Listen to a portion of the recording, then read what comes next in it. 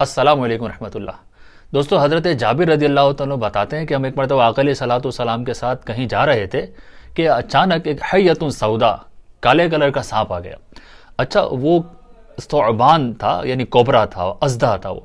تو وہ آقا علیہ صلاۃ والسلام کے قریب آیا اور حضور کے کان میں وہ کچھ باتیں کرنے لگا، سرگوشی کرنے لگا، وسپرنگ کر رہا تھا۔ پھر آقا علیہ صلاۃ والسلام نے اپنا منہ اس کے کان کی طرف رکھ دیا اور آقا علیہ السلام نے بھی کچھ ارشاد فرمایا۔ اب یہ جابر کہتے ہیں کہ میں دیکھ رہا تھا، پھر وہ کوبرا، وہ جو سانپ تھا، وہ جانے لگا اور اچانک غائب ہو گیا، نظروں سے اوجھل ہو گیا۔ ایسا لگ رہا تھا کہ کأن الارض ابتلعتها، ایسا لگتا تھا زمین نگل گئی۔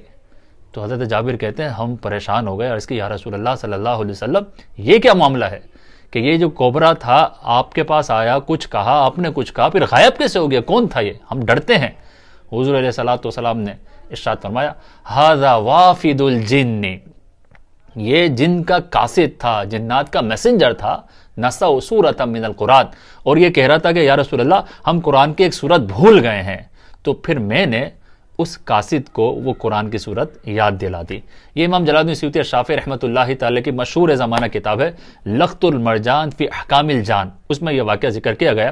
دوستو، جنات کے بارے میں اوتھینٹک معلومات قرآن و حدیث سے کہ جنات کیا ہیں، کیسے ہیں، یہ کس طرح سے انسان کے بدن میں آ جاتے ہیں، کیا کچھ یہ انسان کو تکلیف پہنچا سکتے ہیں، جنات کے بارے میں ایسی نالج آپ کے بارگاہ میں لے کر حاضر ہوتا رہوں گا۔ آپ سے ریکویسٹ ہے کہ چینل کو سبسکرائب کر دیں، لائک کر دیں، اور کوئی کوشچن اگر ہے جنات کے بارے میں، آصف کے بارے میں، تو کمنٹس میں سوال ضرور کریں، انشاءاللہ آپ کے سوال کا جواب دینے کی بھی ضرور کوشش کروں گا۔ دعا میں یاد رکھیے گا۔ السلام علیکم ورحمۃ اللہ۔